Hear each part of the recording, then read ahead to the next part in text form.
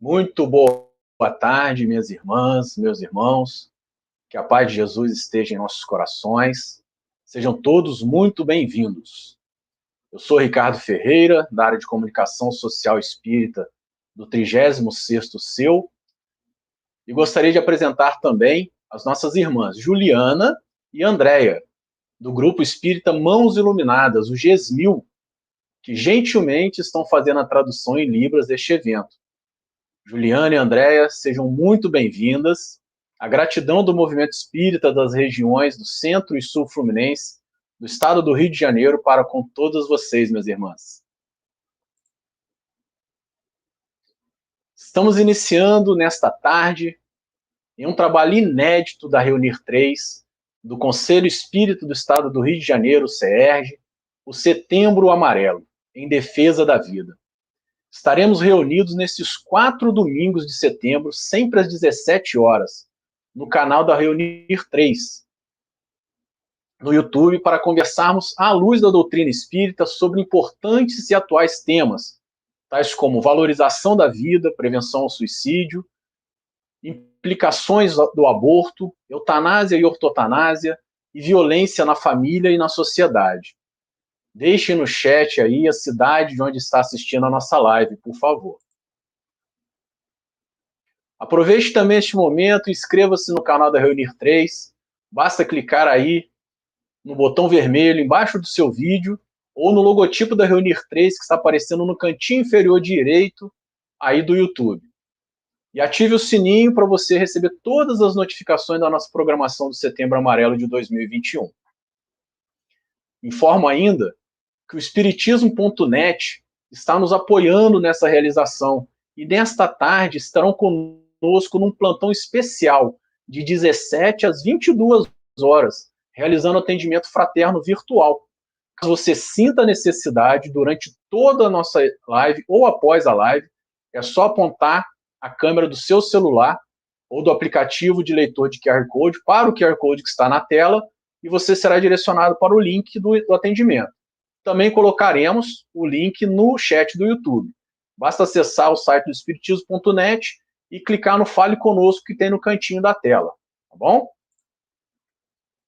Eu gostaria de convidar o nosso irmão Inácio Oliveira, do 41º CEU, para fazer a nossa prece de abertura.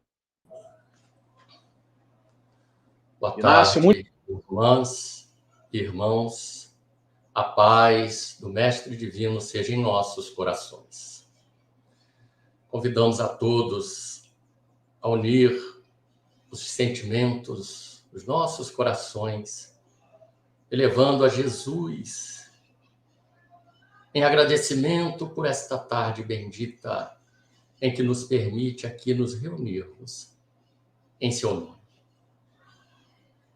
Pedimos, Senhor, que a tua bendita misericórdia seja sobre todos nós, sobre toda a humanidade nesses momentos de grandes tribulações e dificuldades. Fortalece-nos, Senhor, a coragem para atravessarmos essas tribulações com nossos corações cheios de fé e de esperança.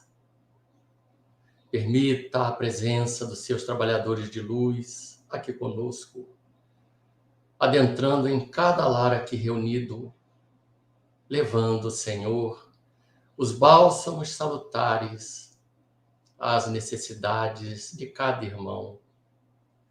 Que a tua paz nos envolva os corações, que a tua luz brilhe à frente da nossa caminhada, para que possamos, Senhor, trilhar nessa estrada bendita que nos deixaste, o seu Evangelho de luz.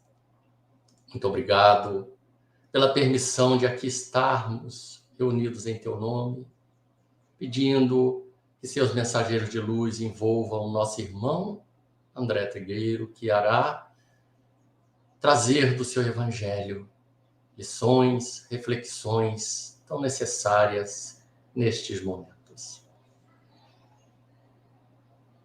Obrigado por nos permitir aqui estar, pedindo que nos permita iniciar esse nosso trabalho em teu nome, em nome dos amigos espirituais e, sobretudo, em nome de Deus. Muito obrigado, Senhor. Muita paz, meus irmãos. Que Jesus nos abençoe hoje e sempre. Graças a Deus. Obrigado, Inácio. Minhas irmãs e meus irmãos, hoje é um dia de muita alegria em nossos corações. Iniciamos hoje à tarde o nosso Setembro Amarelo em defesa da vida.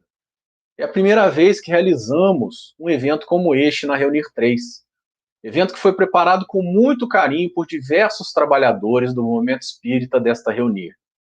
Mas você sabe o que é a Reunir 3? Vamos ver?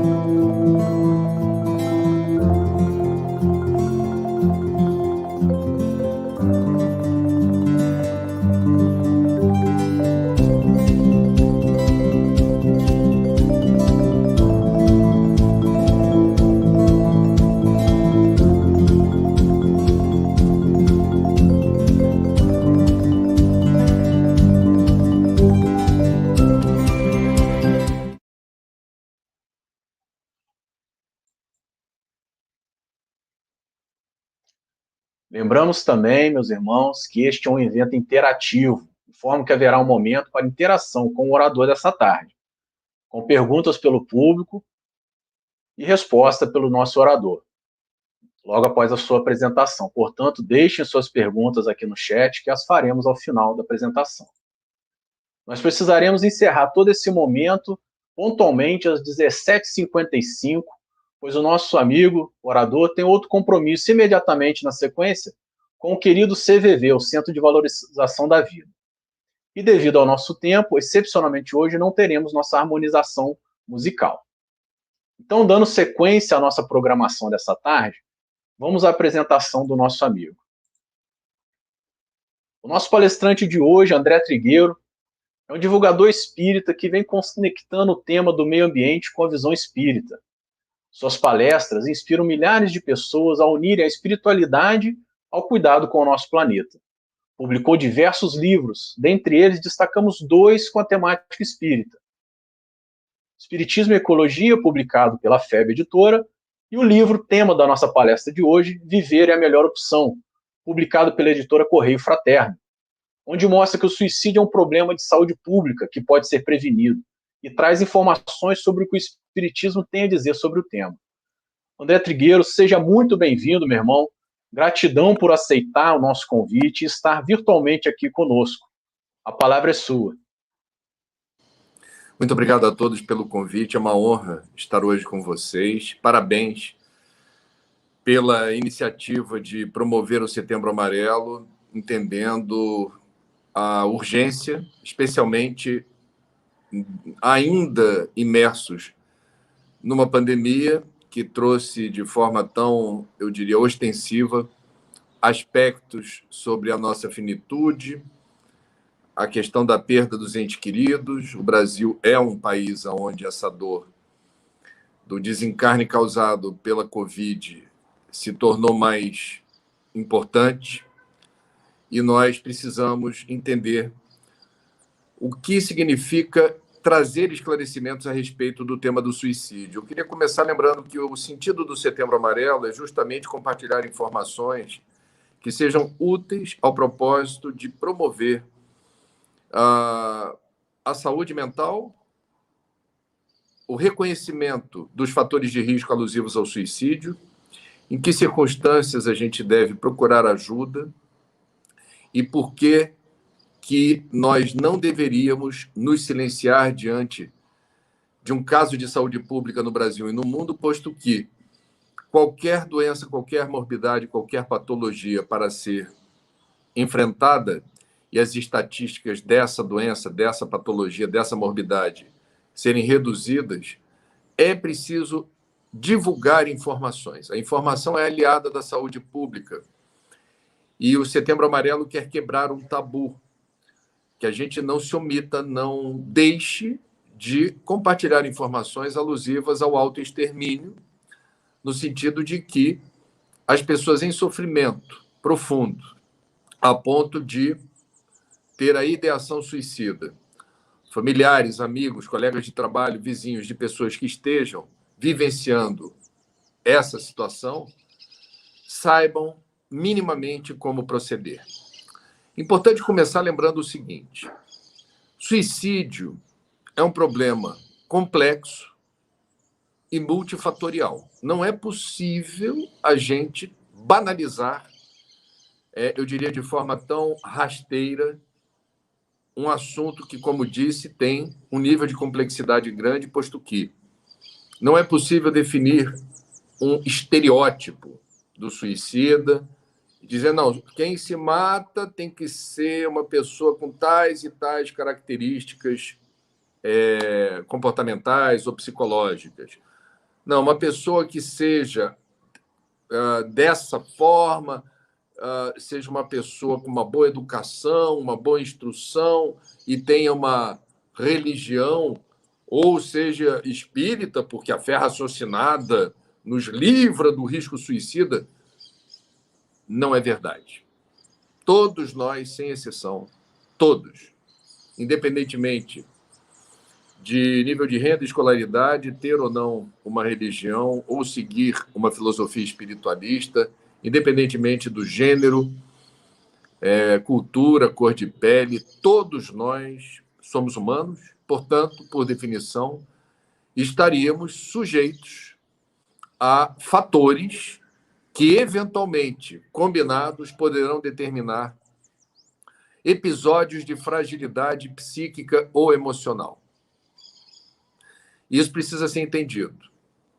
Eu entrevistei há uns 3 anos atrás e fiz uma live no ano passado com um padre bastante conhecido e popular, padre Fábio de Mello, cantor, bonitão, bem-sucedido, que passou por uma situação muito difícil do ponto de vista pessoal, síndrome do pânico, seguida de uma depressão profunda, e ele compartilhou de forma muito corajosa que, no auge da crise, chegou a pensar em suicídio. E ele pensou em se desligar da igreja, e isso foi assuntado com seu hierarquicamente superior no catolicismo, que o demoveu da ideia e disse que ele procurasse ajuda. O padre tinha a visão de que, enquanto sacerdote, não demandava uma ajuda especializada, não precisava procurar um psicólogo, um psiquiatra, porque ele tinha fé. Era uma questão que ele tinha que resolver sozinho. Isso ele me disse e está na live, registrada lá, quem quiser ver.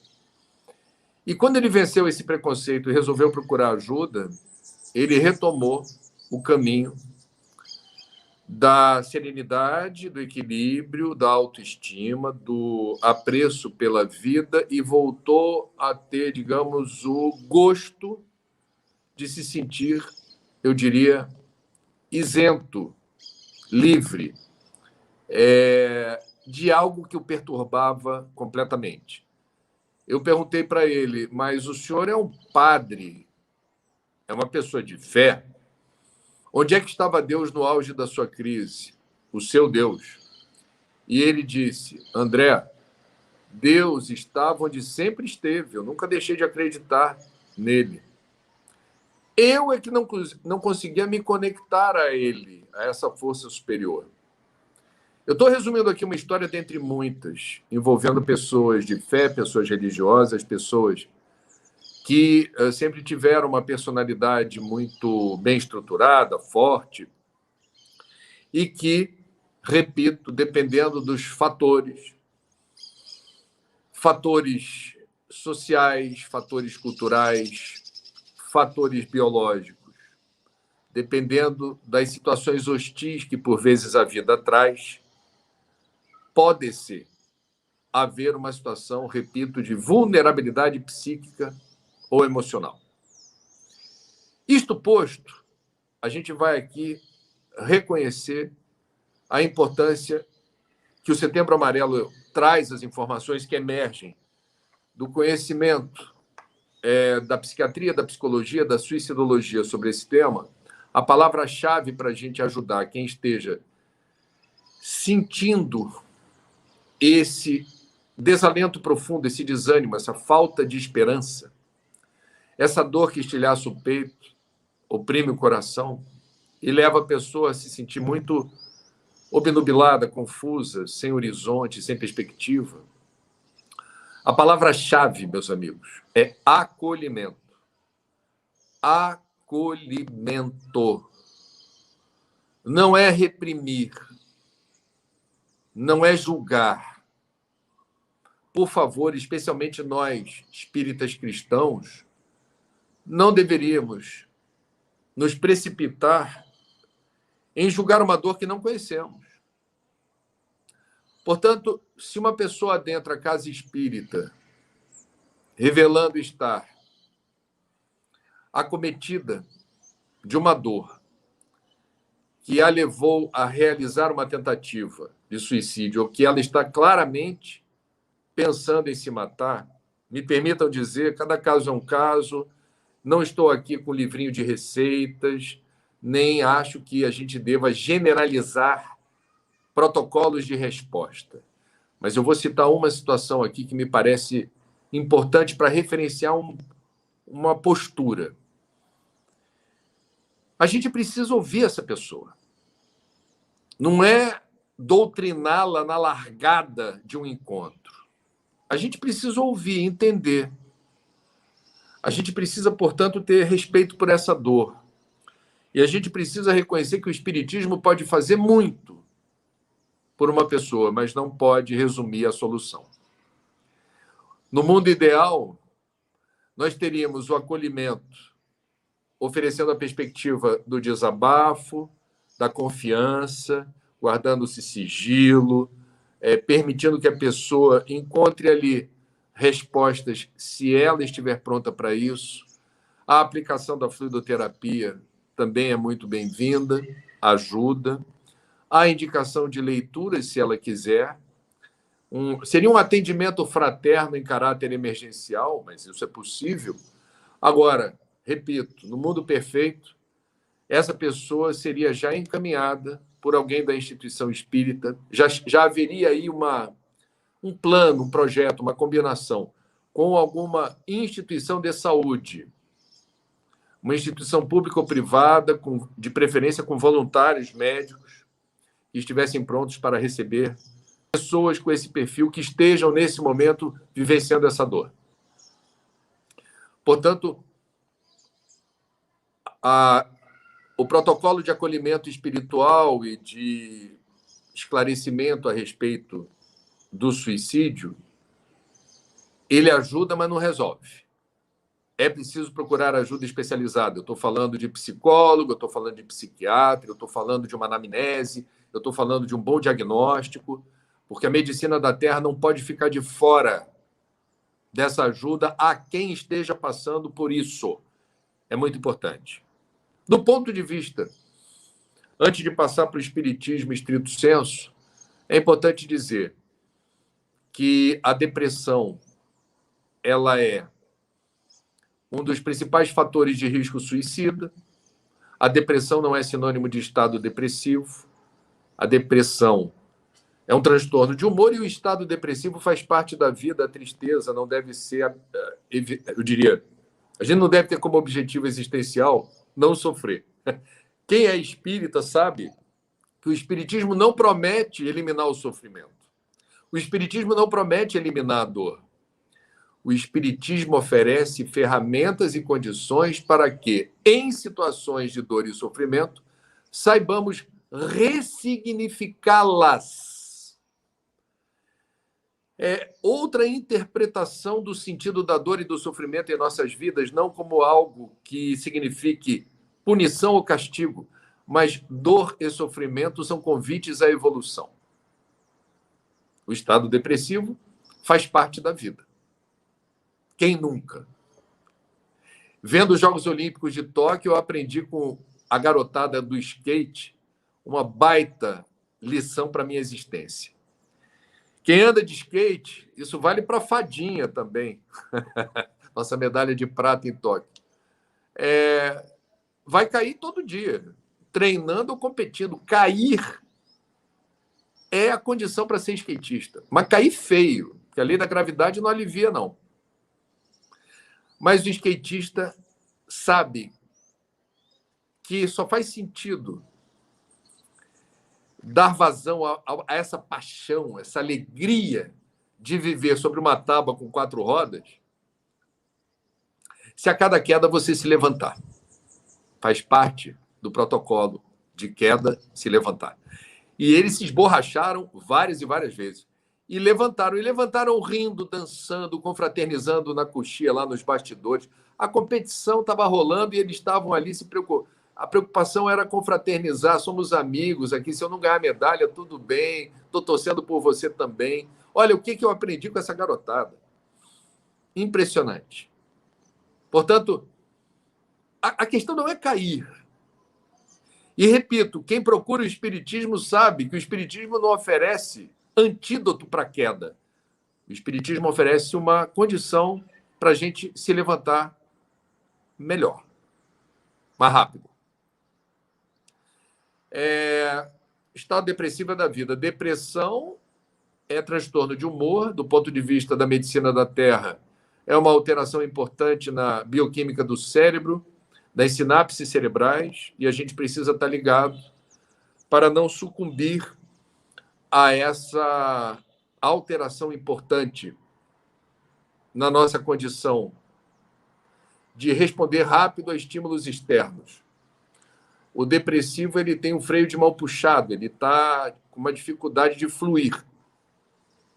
Então, a gente precisa procurar sempre ajuda especializada no sentido de entender se é mesmo depressão. Há um questionário que será aplicado, a depressão não aparece em nenhum exame clínico laboratorial, numa ressonância magnética, no exame de sangue, numa tomografia computadorizada, não. A depressão não aparece em nada disso. A depressão ela precisa ser diagnosticada a partir da aplicação de um questionário que haverá de perceber se o que nós chamamos de tristeza se transformou em tristeza persistente. E essa tristeza persistente pode ter resultados importantes na dificuldade de comer, na dificuldade de dormir, na dificuldade de se relacionar com outras pessoas, de ter esperança, de ter projetos, de ter conforto mínimo, existencial. São várias perguntas, as respostas poderão determinar se a depressão, existindo uma depressão, se é leve, moderada ou severa. E, diante da constatação de uma eventual depressão, pode-se ou não recorrer a uma medicação que haverá de acelerar essa bioquímica do cérebro, acelerar os neurotransmissores a fazerem o seu trabalho. Isso ajuda, mas não resolve. É um passo importante. Em alguns casos, poderá resolver nas depressões leves, mas sugere-se também o apoio psicológico. A psicologia é aliada da saúde mental e não precisa ter depressão para procurar psicólogo. Eu tenho 55 anos, já tive 3 vezes nessa existência o privilégio e a honra de procurar essa assistência psicológica, porque no sentido que a gente vê, por exemplo, nas obras de Joana de Ângeles, na série psicológica psicografada por Divaldo Franco, os psicólogos são facilitadores, eles nos ajudam no nobre exercício do autoconhecimento. Então, o psicólogo chega bem para ajudar a gente a se situar no tabuleiro da existência, a gente ter mais clareza de quem somos nós, o que nós estamos fazendo hoje, faz sentido para a gente, como é que está o meu trabalho, minha relação conjugal, minha situação familiar, minha relação com o espiritismo, minha relação com a minha fé, tudo isso está no pacote. E o psicólogo pode e deve ajudar também nesse sentido. Por último, mas não menos importante, fluidoterapia. E a gente está entrando no protocolo de resposta à depressão que alcança o espiritismo. O passe magnético ele ajuda a promover a profilaxia do nosso campo eletromagnético, alinhando, irrigando de fluidos medicamentosos nossos meridianos e chakras, removendo da nossa psicosfera detritos mentais, miasmas, formas de pensamento que podem pesar, podem atrapalhar a nossa navegação e a nossa mobilidade nesse plano. O passe ajuda muito. Não resolve, sozinho não, mas ajuda. Vocês estão vendo que o protocolo terapêutico reúne a medicina da Terra e a medicina espiritual. E que a gente seja um bom parceiro de nós mesmos, né? A gente tem que escolher viver no sentido de buscar o convívio com pessoas que nos colocam para cima, evitar as pessoas tóxicas, selecionar a programação da televisão, se você está se deprimindo ou se angustiando demais com um filme, com noticiário, não vá por aí, não siga em frente nessa direção. Procurar lugares que te inspirem, ouvir músicas que te elevem, leituras edificantes, frequentar lugares, portanto, onde você possa absorver a energia vitalizante de uma paisagem ou de um ambiente que traz reminiscências e lembranças positivas que te colocam para cima. Isso ajuda também. Bom, eu vou deixar no capítulo dos fatores de risco apenas a depressão por ser a mais importante. Eu poderia falar aqui sobre o uso de drogas lícitas ou ilícitas e falar sobre comportamentos que não são adequados, como a gente se iludir na encarnação atual, procurando ser o que não somos, né? Então, é o mito da eterna alegria, fingir que é feliz o tempo todo, dizer, eu sou feliz, eu sou feliz o tempo todo, eu estou de bem com a vida o tempo todo. Isso é péssimo, isso é uma felicidade tóxica. A gente tem que ser feliz quando a gente se sente bem. E ninguém é obrigado a se sentir bem o tempo todo. Ah, eu sou espírita, tenho fé raciocinada, está tudo bem o tempo todo. Fake news. Pelo amor de Deus. Nós somos humanos. O espiritismo é uma ferramenta fantástica para nos projetar na direção da luz. Agora, só o fato da gente estar reencarnado nesse planeta elucida para nós questões importantes sobre o nosso nível evolutivo. Nós temos muito a avançar. E ninguém precisa fingir, principalmente dentro da casa espírita, que está prestes a estar na condição da perfeição. Eu, sinceramente, acho isso um mau negócio. É uma armadilha. Então, não é feio sofrer.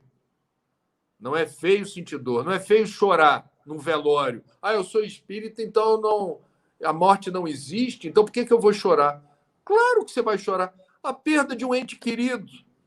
Tudo bem, ele não morreu, mas ele não está mais perto na resolução física. Você não consegue mais dar um abraço, um beijo, ouvir a voz como você ouvia antes, ter essa clareza da proximidade na resolução física.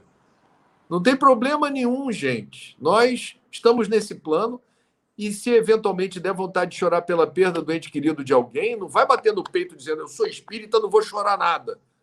Mais uma vez, seja o que você é de fato. Não é feio sofrer ou sentir dor. Nós somos humanos e você não é menos espírita se você sente a falta de alguém nesse nível. Respeitando o luto também. Bom, vamos lá. Falar de espiritismo na veia à luz do Setembro Amarelo, né? Quer dizer, como é que o espiritismo explica o suicídio? Isso foi assunto de um livro que eu escrevi.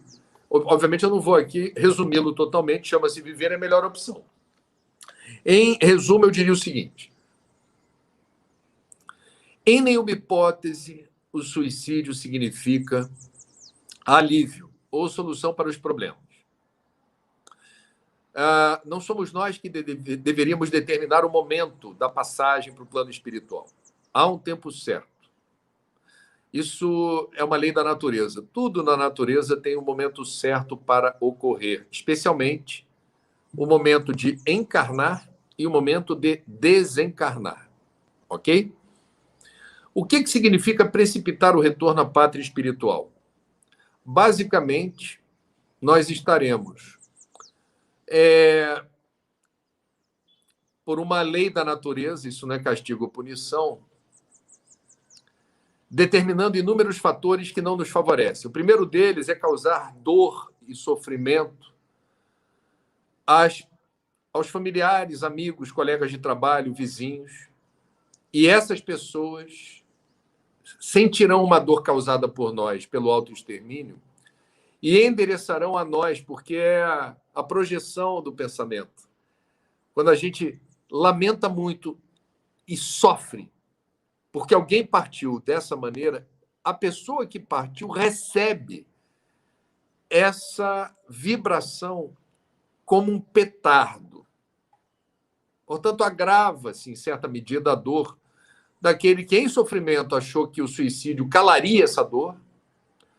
Eu não sou daqueles que acham que o suicida é um covarde ou é um corajoso, porque teve a iniciativa de fazer isso desse jeito. Eu não perco tempo discutindo se é coragem ou covardia. A mim me parece muito lógico que o suicida não quer nem morrer. Ele quer calar uma dor. É isso que ele quer. Portanto, a palavra certa para a gente, eu diria, entender a dimensão dessa dor é acolhimento, não é julgamento. A gente não está debaixo da pele de quem faz isso. E não é cristão, né? A gente ficar aqui com o dedo em riste, julgando quem se precipitou no caminho do suicídio. Qual de nós, reencarnacionistas, poderá dizer que numa vida passada não fez o mesmo? Numa das muitas existências passadas, não recorreu ao mesmo expediente. Só que nessas outras encarnações não tinha Setembro Amarelo, não tinha psiquiatra, psicólogo, Organização Mundial da Saúde orientando protocolos sobre como lidar com suicídios, né? Não tínhamos redes de assistência públicas. No Brasil, seriam os centros de atenção psicossociais. Então, devagar com a dor. Vamos lá. Então, o primeiro problema, desencarnou, causou dor a muita gente, essa dor causada aos outros nos alcança. 2, isso está maravilhosamente explicado no livro Memórias de um Suicida, de Dona Ivone Pereira. E ela diz com uma sabedoria incrível, todos nós temos prazo de validade na Terra. Esse prazo de validade é determinado pelo estoque de fluido vital, que é a nossa pilha É a energia que move o nosso espírito acoplado à carcaça do corpo carnal, ok? Então, enquanto estamos aqui, temos fluido vital. Quando o fluido vital acabar, acabou a pilha, vamos para o plano espiritual. Muito bem. O suicida, ele, ao determinar o colapso orgânico, não resolve o problema do fluido vital residual. Então, esse fluido vital residual haverá de manter uma ressonância das impressões do corpo para o espírito. O corpo está colapsado. Não há vida no corpo. Mas ele continuará estranhamente vinculado ao espírito durante um tempo até que esse fluido vital se dilua totalmente. Essa é a razão pela qual há um desconforto dos suicidas em relação a uma dificuldade de se desvencilhar rápido do veículo carnal. E isso não é legal. Isso não é prazeroso, muito pelo contrário. Uma outra questão é que, invariavelmente, o suicida, ele percebe, em diferentes níveis de consciência, mas ele percebe que algo não deveria ter sido feito. Quer dizer,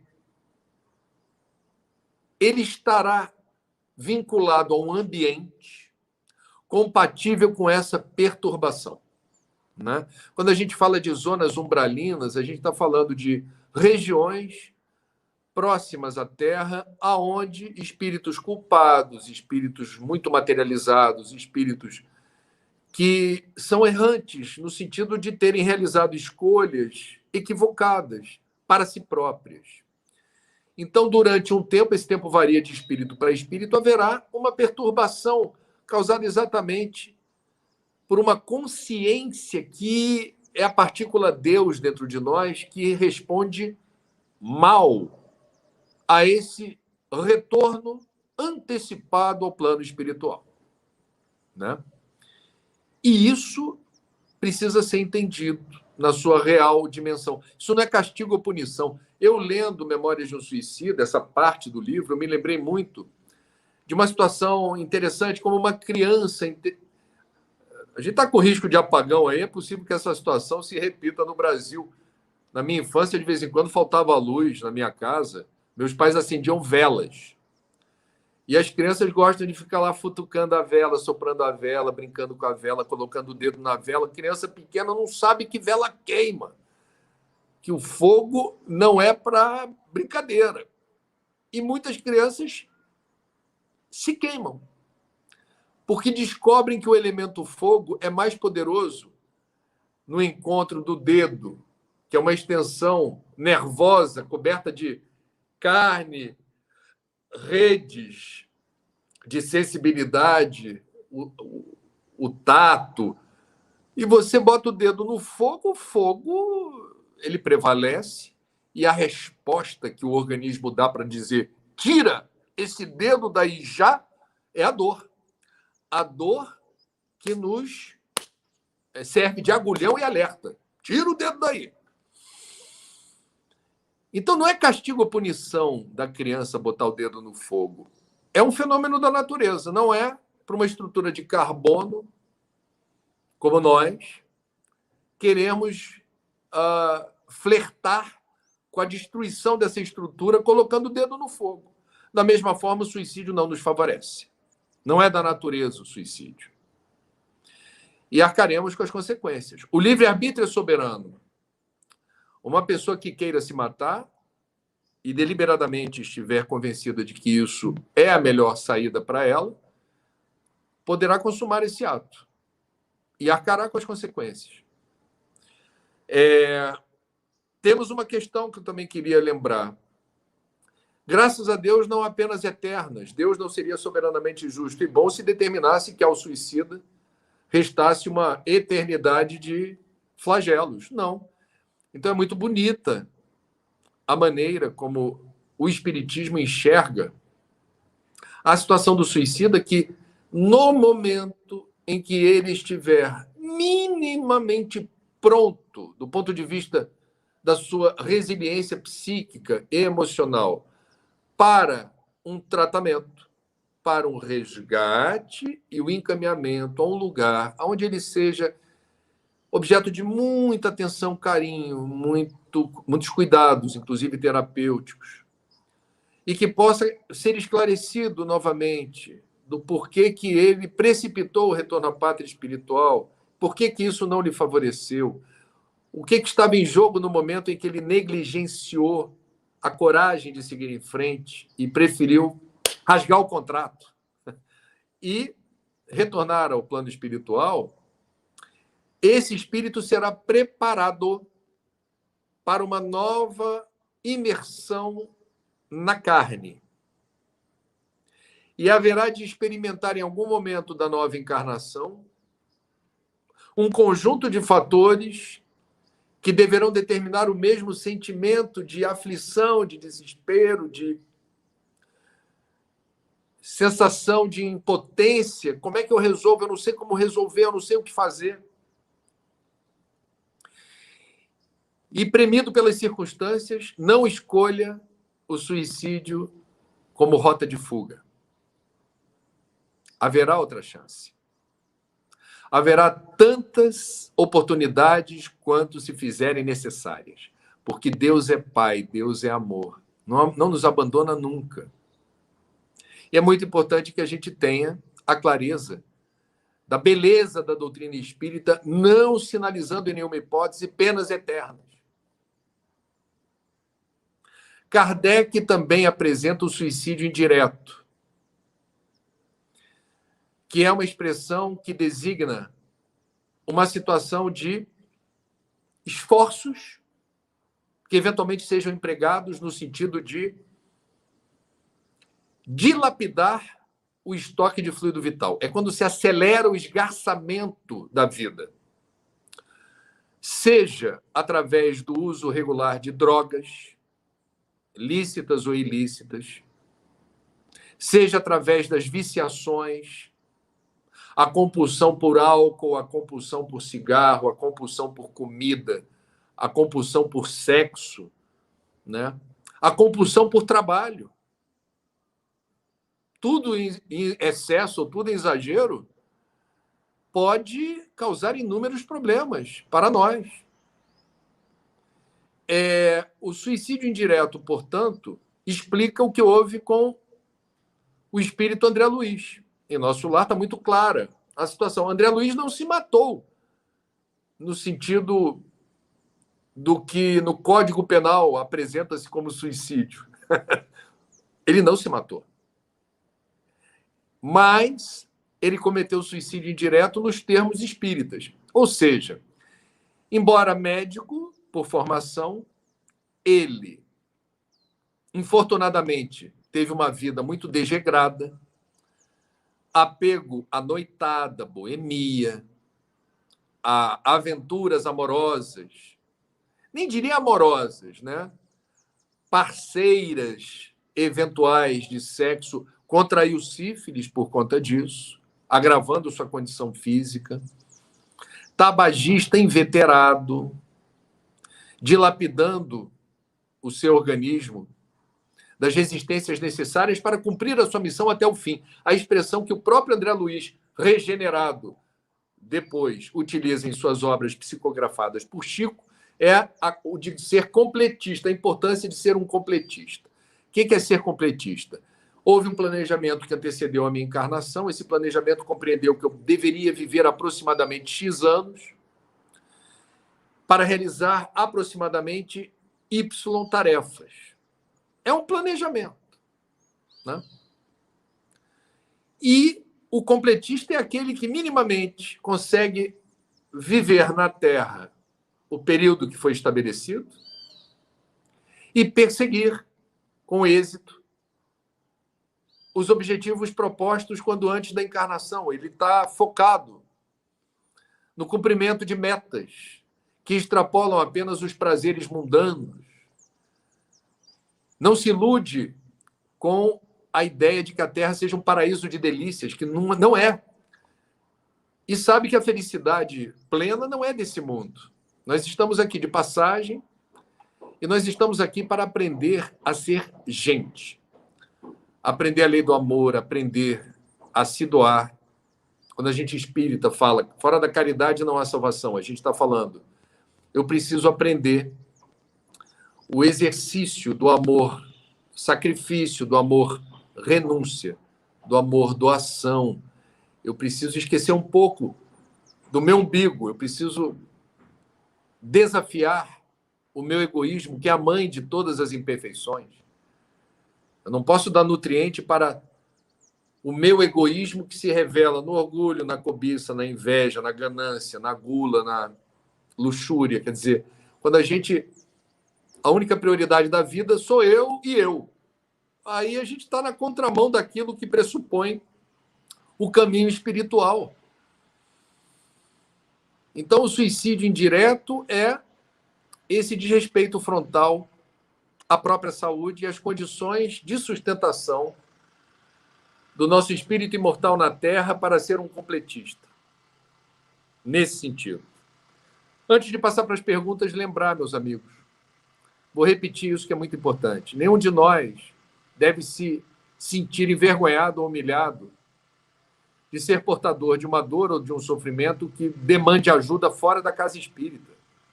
Ajuda psicológica, ajuda psiquiátrica ou eventual uso de medicamento. Não há problema nenhum, zero, em relação a isso. Somos humanos. Então, Setembro Amarelo não é para os outros, não, porque tem espírita que diz assim, não, Setembro Amarelo é para os outros, que eu sou espírita, estou vacinado. Contra o suicídio. Cuidado! É uma visão, me permitam dizer, um tanto descolada da realidade, eu diria até arrogante. Nós somos humanos, falíveis, imperfeitos, limitados.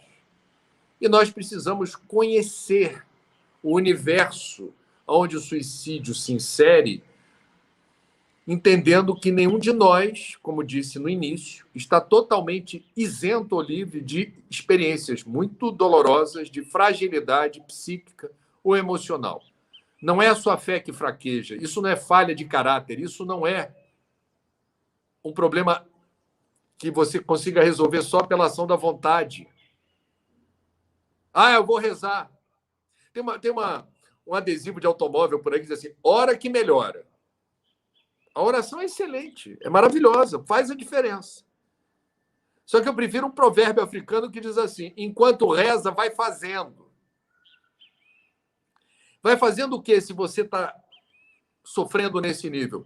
Reze e procura ajuda. Deus ajuda, mas Deus delega a outras pessoas, seus irmãos, meus irmãos, em humanidade, tarefas nobres de nos socorrer, nos sustentar nos momentos difíceis. Jesus, quando esteve entre nós, deixou muito claro que seu jugo é leve, seu fardo é suave. Entretanto, por vezes, nós, nas nossas imperfeições, não temos a clareza do quanto Jesus está sempre por perto, nossos guias e mentores estão sempre por perto, e que sim, viver é a melhor opção. Se isso acontecer, procure ajuda.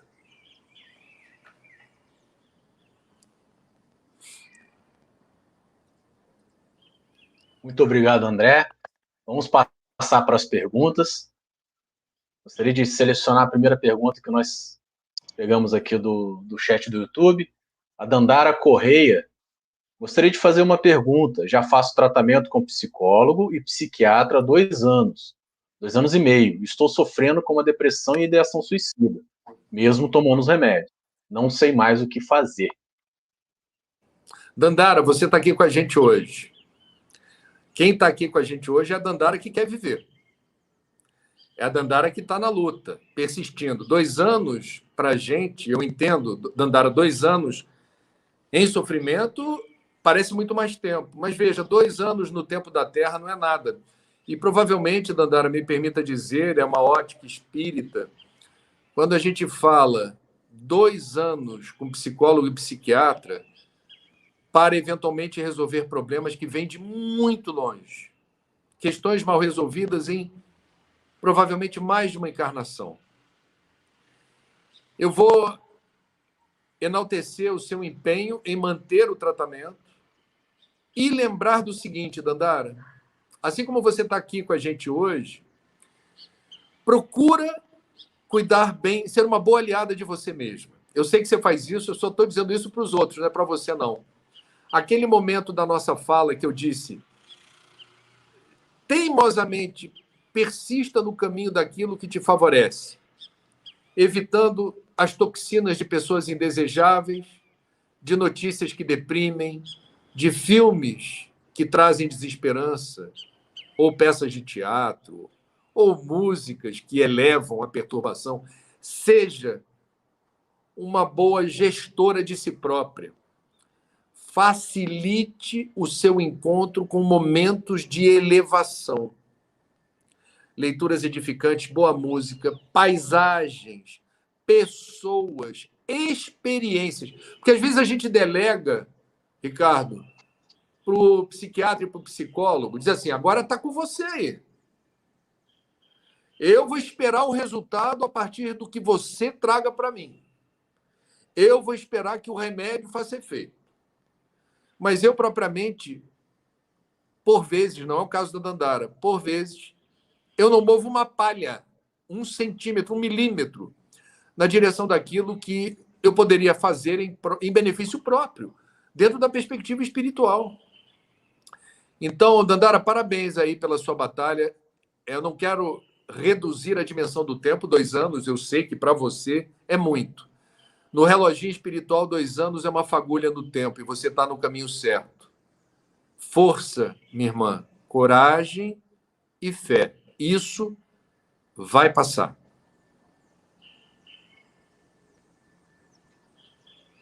E lembrando também que temos o atendimento fraterno, o plantão de atendimento fraterno do Espiritismo.net aberto neste momento para todos que sentirem necessidade, façam lá Espiritismo.net, lá embaixo tem o link para você fazer o seu atendimento fraterno.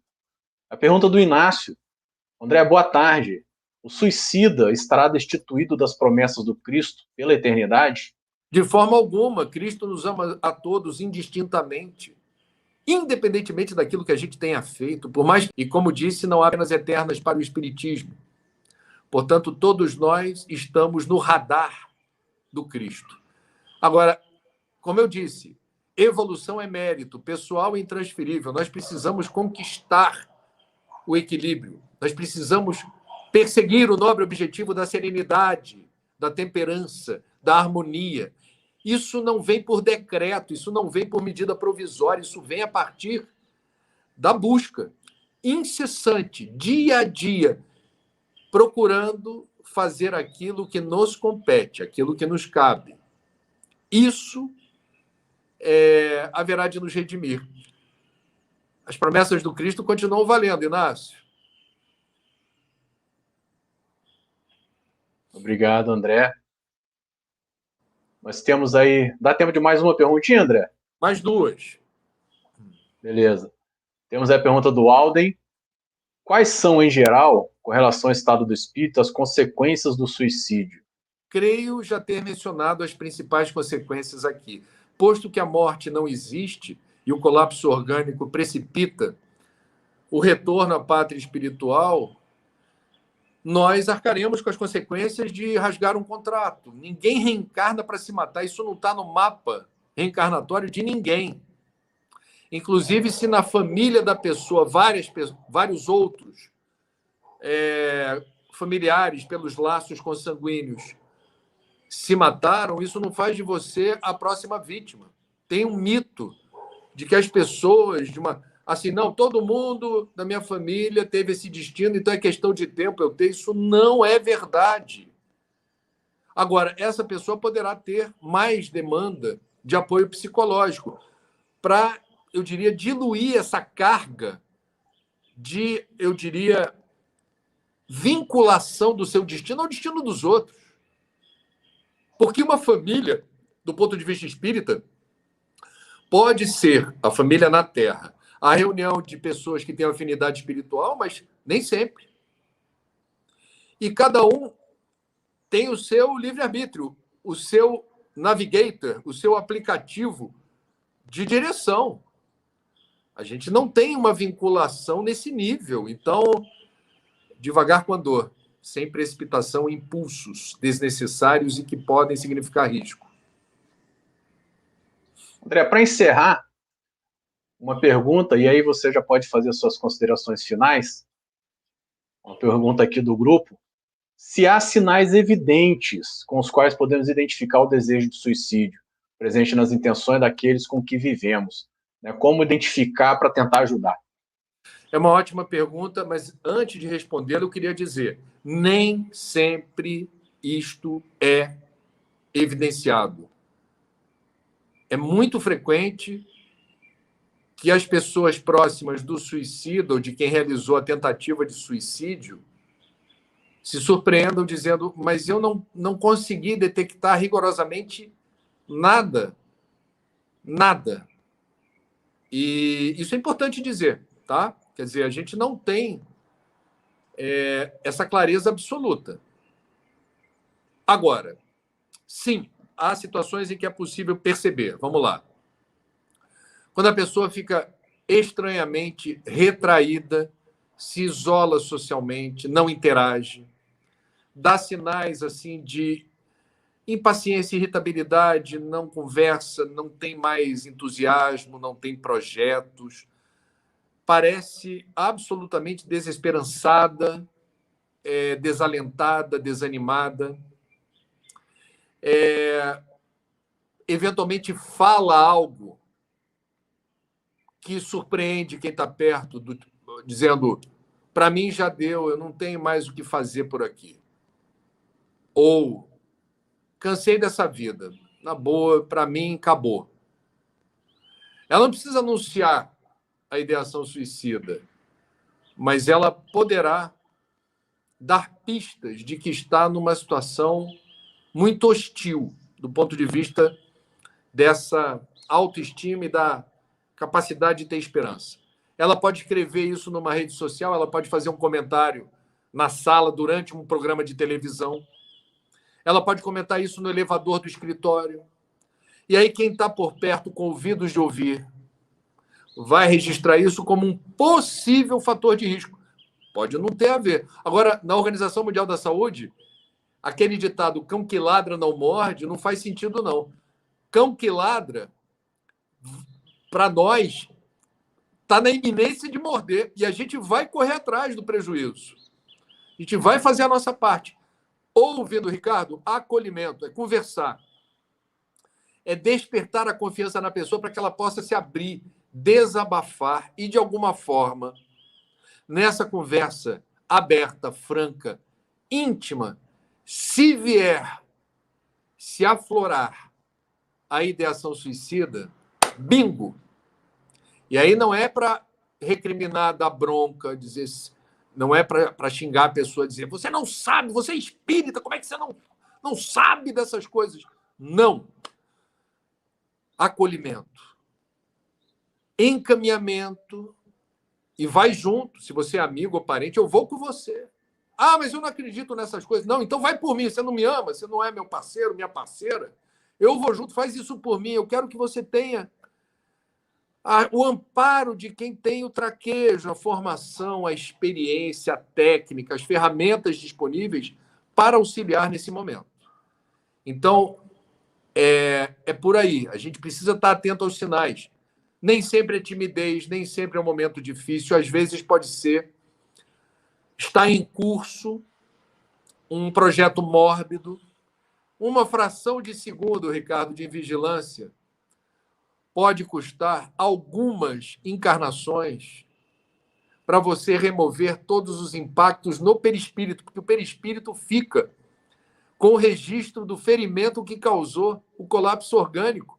E nem sempre numa única existência, que seria a seguinte, o corpo de carne haverá de funcionar como um fio terra, removendo essa cicatriz. Às vezes não, leva um pouco mais de tempo. Então veja a importância do Setembro Amarelo. Quer dizer, a gente removendo a ideação suicida pelo apoio de psicólogos e psiquiatras, pela fluidoterapia, pelas leituras edificantes, pelo amor e pelo carinho das pessoas próximas, faz toda a diferença. Ok, André, muito obrigado. Sabemos que você está no teu horário. Queria muito agradecer a sua presença aqui na nossa live. Muito obrigado. Jesus te abençoe, meu irmão. Até a próxima e a gente faz um seminário de 4h30. Para no final todo mundo ligar para o CVV que não aguenta mais. Vai ligar um 88, de graça. Tudo de bom. Obrigado, André. Meus irmãos e minhas irmãs, foi realmente um momento muito especial que tivemos nessa tarde. Gostaríamos agora, antes de partirmos para a nossa prece de encerramento, vermos aqui uma vinheta da nossa próxima live da semana que vem. A vinheta do dia 12 de setembro, implicações biológicas, jurídicas, psicológicas e espirituais do aborto, que será com a nossa querida Ana Rosa Airão, diretora da área de Educação Espírita do CERJ, que também é médica. Nós teremos também nessa tarde a apresentação musical do nosso irmão Pedro Lacerda, de Volta Redonda. Vamos ver a vinheta de apresentação. Olá, amigos. Saudações fraternas. A Reunir 3 do Conselho Espírita do Estado do Rio de Janeiro convida você para participar do ciclo de palestras do Setembro Amarelo. O tema central deste encontro é Em Defesa da Vida. No dia 12 de setembro, às 17 horas, teremos a palestra de Ana Rosa Airão com o tema Implicações biológicas, jurídicas, psicológicas e espirituais do aborto. A transmissão será feita através do canal da Reunir 3 no YouTube. Convide sua família e amigos para participarem dessas reflexões tão importantes para a defesa da vida. Até lá. Gostaria de chamar para fazer a nossa prece de encerramento nosso irmão Pedro Lacerda, também do 36º Seu. Meu irmão, a palavra é sua. Obrigado, Ricardo. Vamos orar então. Com os nossos corações cheios de felicidade, por estarmos reunidos tratando de um tema tão importante, tão delicado, e que nos convida à melhor compreensão, que nos convida a colocarmos as mãos à obra, no auxílio de nós mesmos, também do nosso semelhante, do nosso próximo. Agradecemos ao nosso irmão André Trigueiro, que esteve aqui conosco, a reunião deste grupo, da Reunir 3, esse trabalho abençoado, a participação de todos os nossos amigos que acompanharam esta live. Agradecemos aos espíritos que coordenam o movimento espírita em nossa região, a Jesus, o nosso governador planetário, a Deus, rogando que dê cada vez mais força, coragem, perseverança a todos aqueles que passam pela dor e pela dificuldade, Senhor, para que possam perseverar com coragem, apesar de todos os desafios, que possamos confiar em Deus, ter muita fé, porque só o bem é eterno e todas as dificuldades um dia serão superadas. Todos os problemas, todas as dores serão vencidas e, de acordo com os desígnios divinos, chegaremos à perfeição, chegaremos à paz e poderemos fruir de muita felicidade. Muito obrigado, Jesus, muito obrigado ao nosso Senhor, Criador, por esta tarde abençoada, que possamos permanecer em paz, graças a Deus. Muito obrigado, Pedrinho. Com muita alegria em nossos corações, nós encerramos nossa primeira live do Setembro Amarelo, em defesa da vida, realizada pela Reunir 3. Gostaria de agradecer a toda a equipe envolvida, ao Gesmil, que gentilmente está fazendo interpretação em Libras das nossas lives, e ao Espiritismo.net no apoio dado, realizando um plantão de atendimento fraterno virtual durante os eventos. Nos vemos domingo que vem, às 17 horas. Fiquem com Deus e que Jesus permaneça no coração de todos nós.